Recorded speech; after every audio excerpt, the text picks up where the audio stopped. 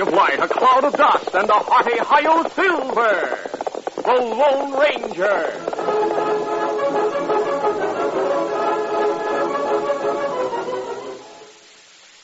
General Mills, makers of Cheerios, the ready-to-eat oat cereal that gives you go power, and Wheaties, the breakfast of champions, present by special recording, The Lone Ranger.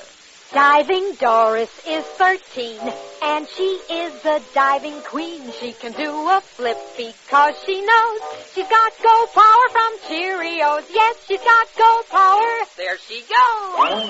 She's feeling her Cheerios, Cheerios, Cheerios.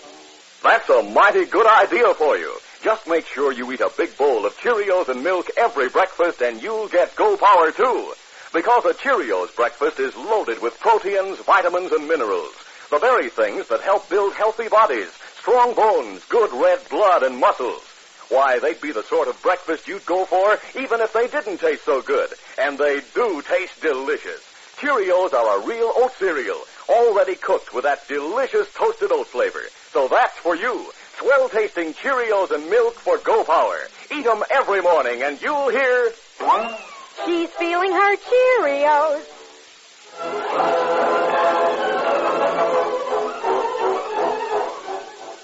With his faithful Indian companion Tonto, the daring and resourceful masked rider of the plains led the fight for law and order in the early western United States. Nowhere in the pages of history can one find a greater champion of justice. Return with us now to those thrilling days of yesteryear. From out of the past come the thundering hoofbeats of the great horse Silver. The Lone Ranger rides again. Come on, Silver. Let's go, big fella. Hail, Silver. Hooray!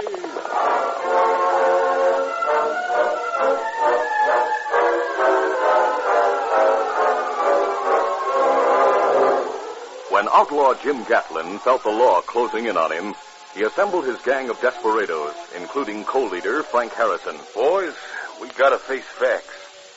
Texas is getting too hot for us, especially for me. Yeah, Jim, they have posters with your picture on them in every town we go to. Frank's right.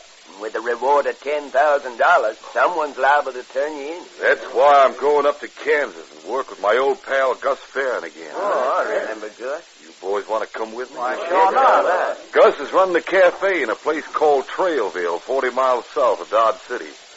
He wrote and said he'd line up some jobs for us.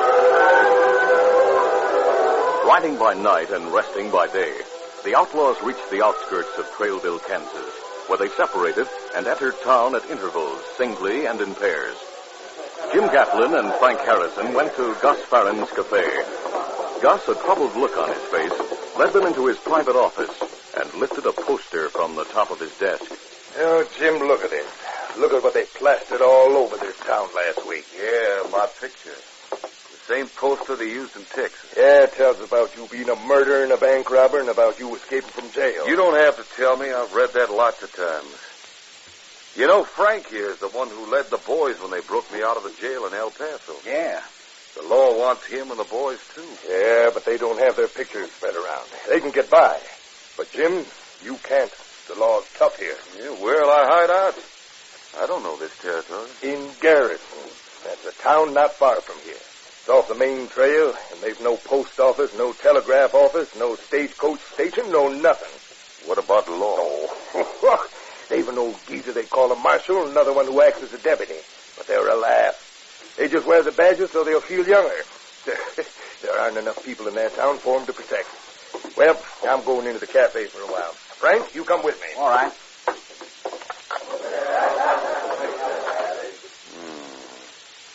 I think I'll ride over to Garrison tomorrow evening. Look the place over. On the following evening, the always rash Jim Gatlin slipped out of Farron's cafe office and rode to Garrison. Oh,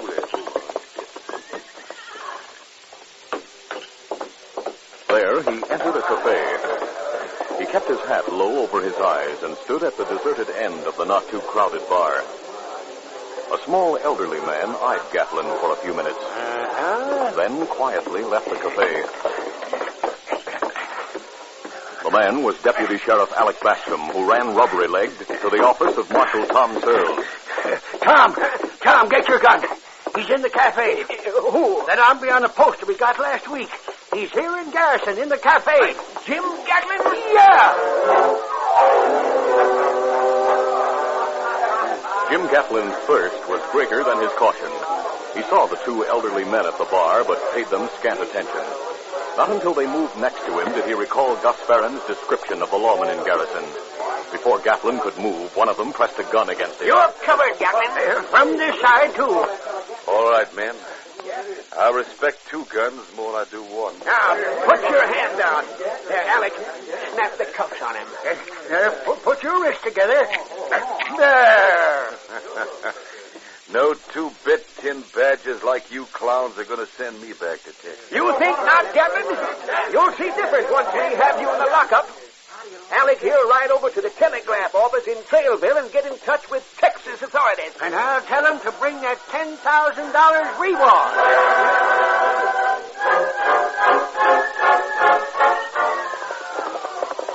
Oh, there. It was after midnight when Deputy Marshal Alec Bascom reached Trailville.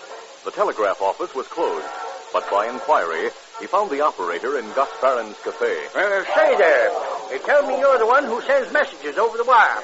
You heard right. It's after office hours. I'm Deputy Marshal Bascom of Garrison, and I want to send an important message right away. What have you got to say that's so important, Marshal? We've just caught Jim Gatlin, the biggest outlaw in the entire West. You captured Gatlin? Yep, have him in the hoosgow over in Garrison now. So you got to open up that office and wire the authorities in Texas about it. Come on, follow me. Gus Farron and Frank Harrison, both in the cafe, had heard Alec Bascom's blatant announcement. They hurried into Farron's office. Then Harrison said, That crazy fool Gatlin. Gus, we warned him not to move around where he could be recognized, and now he gets himself in that jail. They probably picked him up in some cafe. That's where he always heads. We got to get him out of that jail. He'll have a heavy guard for Jim. You can bet on that. Gus, can you get me a deputy sheriff's badge somewhere? What? Why not? Sure. There are ways of getting everything. Why? Give those hombres over in Garrison a day to get used to having Jim Gatlin in their jailhouse. Then send him a telegram. We can't. There's no office over there. But wires are delivered from here, aren't they? Yeah. Well, listen. One make-believe telegram and a sheriff's badge will get Jim Gatlin out of that jail. I'll put on the badge late tomorrow night. the message of Jim Gatlin's capture reached Texas. It also reached every other telegraph office in surrounding states and territories. Soon the word was being passed in streets and stores everywhere. In nearby Dodge City, among those who heard the news the next afternoon was an Indian.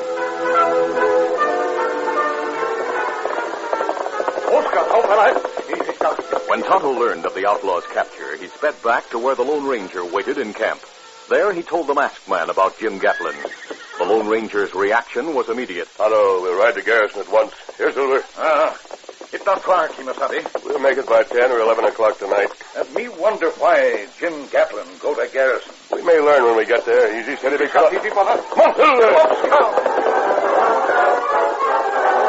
In Trailville, Gus Farron secured a telegraph blank and prepared a fake message.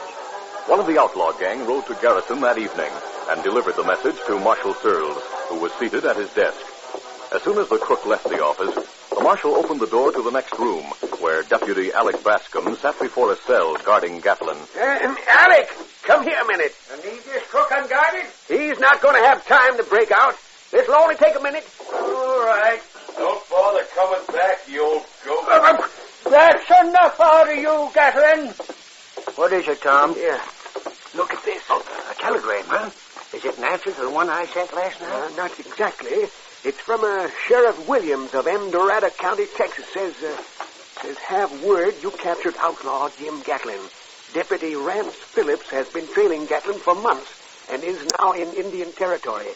Have advised Phillips to proceed to your office at once and claim prisoner who is wanted for murder in this county. It is signed Sheriff Williams. What are you going to do, Tom? We'll just wait till the deputy shows up. Then we'll go to the judge in Trailville and find out what's legal in a case like this. Now, you'd better go back to guarding our $10,000 prisoner. Right.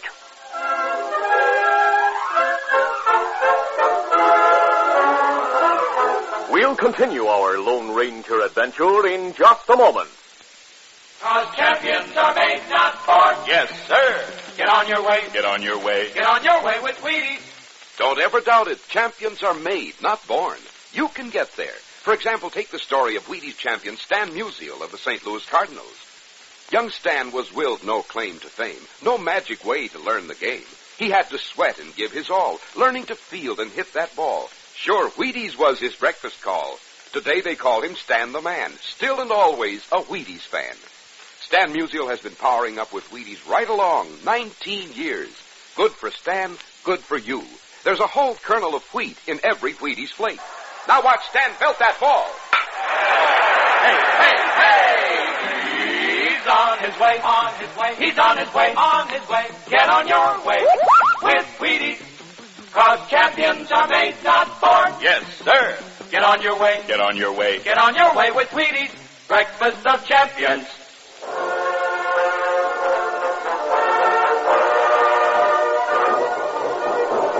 Now to continue. Later in the evening, Tonto called on Marshal Searles, told of the Lone Ranger, and escorted the old lawman to the masked man's camp. After an exchange of questions and answers about Jim Gatlin's capture, the marshal showed the Lone Ranger the telegram he had received and said, Then I got this message from Sheriff Williams of El Dorado County, Texas. Marshal Chuck McCullough, Sheriff of El Dorado. He has been for years. We see him last month when we in Texas. Must be a new man, then. Who delivered this message to you? Fella from the telegraph office in Trailville. This isn't a regulation message form. Huh? How do you know it isn't? The telegraph company uses two forms, one which the public uses. The other, for receiving messages, is used only by company personnel. This is a public form. I'd suggest you check on this wire. I'll do that. Wish you'd ride back to town with me and advise me how to handle this hombre, Gatlin. Tonto and I'll both go with you, Marshal. As the Lone Ranger, Tonto, and Marshal Searles set out on the short journey to Garrison, a man entered the marshal's office. He wore a shining silver badge on the lapel of his coat and a wide grin on his face. Frank Harrison, in his role of sheriff, had purposely timed his entrance for this late hour. He saluted the surprised Alec Bascom, who stood near a door at the side of the room. Howdy. Am I talking to the famous Marshal Searles? No, Marshal's not here. I'm Alec Bascom, his deputy. Glad to know you, Alec. I'm a deputy myself. I'm from El Dorado County, Texas. Hey, you must be that fellow, Rance Phillips. Yeah. Where's Gatlin? Locked up in the cell, right behind this door. But you can't claim him, Phillips.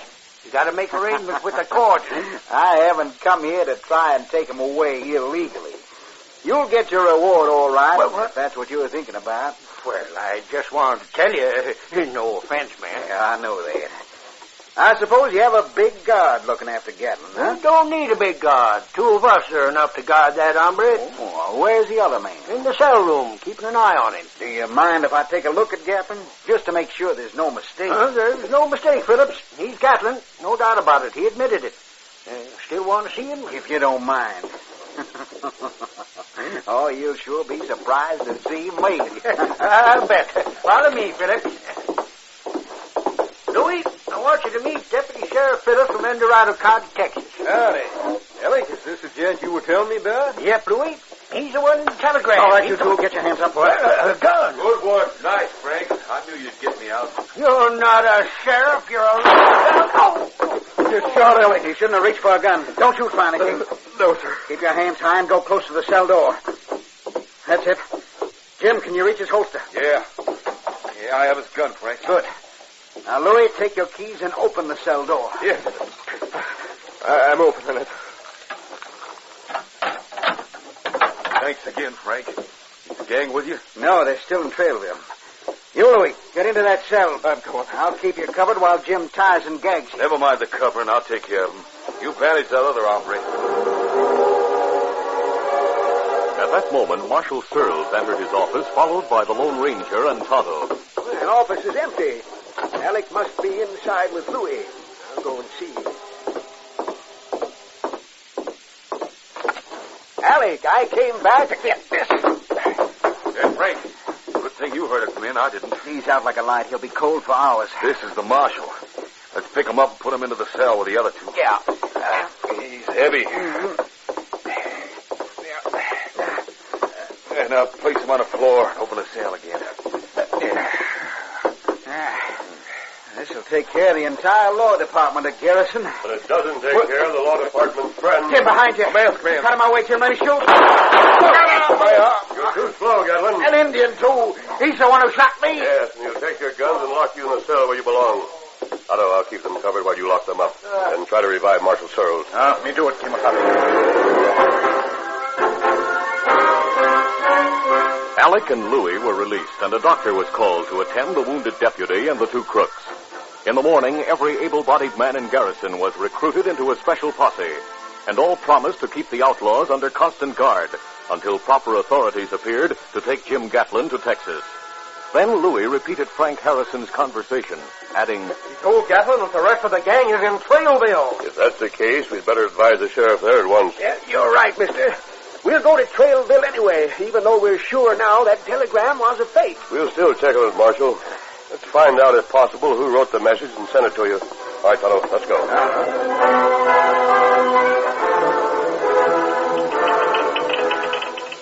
In Trailville, the Western Union operator read the telegram which Marshal Searles handed him, then snorted, Shucks, Marshal, I never wrote this. What's more, no such message ever came over these wires. I know that handwriting, though. You do? Yes. I just happened to be reading the telegram I sent yesterday, written in the exact same script. Well, hey, it's right here. Just a minute. There you are, you see? Say, that is the same writing, isn't it? It sure is. And the fellow who wrote it is Gus Farron. He owns a cafe up the street here. And, mister, he said the man who wrote this fake telegram was a feller named Gus Farron. Gus Farron? We know that man, Kimasabi. Of course we do, Tonto. Marshal, that ties up. Gus Farron was a desperado in Texas. He and Jim Gatlin rode together at one time. They must have joined again recently. If that's the case, now listen. Go to the sheriff here. Ask him.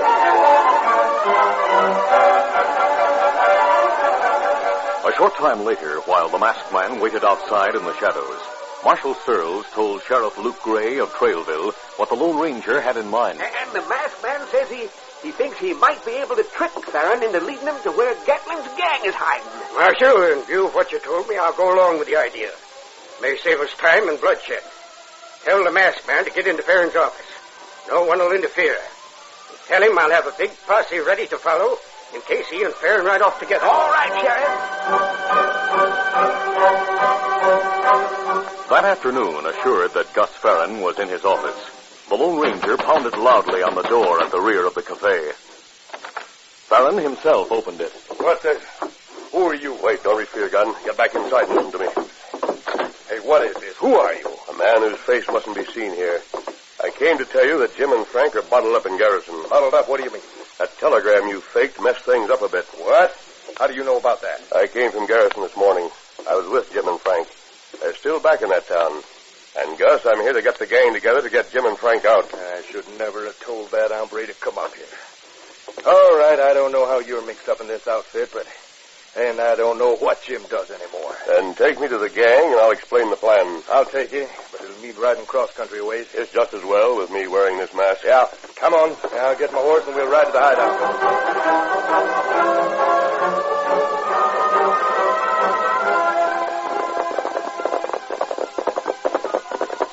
Oh. Well, there's the place. Down the holler. Thanks. That's all I wanted to know. Hey, why'd you whip rat? You rattler, you dirty rattler. That Sheriff Gray and his posse, you had him follow it. Come here, you. That instant, the Lone Ranger leaned across his saddle, grabbed the man roughly, and pulled him onto the ground. Tonto, at the head of the posse, with Sheriff Gray and Marshal Searles, reached the struggling men just as the Lone Ranger's blow knocked out Gus Farron. I take it. Sheriff, the gang's in that cabin down in the hollow. Have your men ride around the top and surround those crooks. They'll never get out. Sheriff, the outlaws heard us. Look, they're coming out of the shadow. And you heard what the masked man said. Surround them. Don't let them get past us. There's no other way out. Ride around them, keep firing down at them. Me, find this hombre, Farron. See that he doesn't escape, Tonto. I'll help the posse.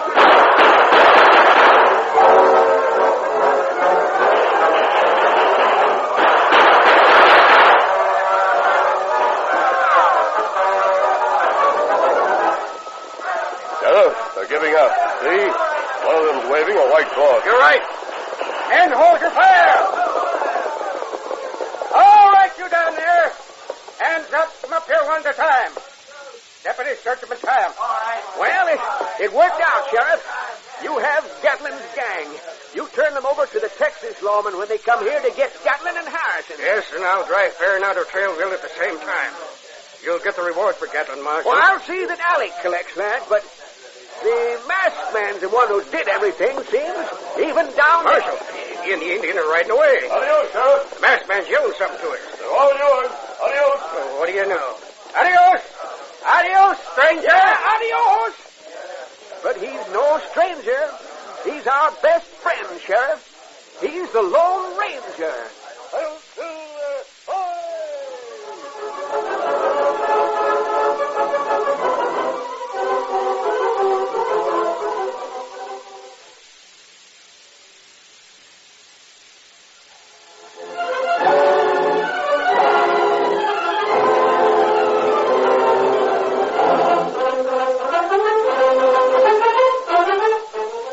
The Lone Ranger, a copyrighted feature of the Lone Ranger Incorporated, is produced by Pendle Campbell Muir Incorporated.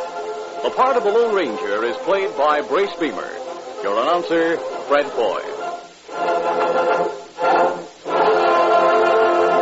Listen to the Lone Ranger, brought to you by special recording Mondays through Fridays at this same time.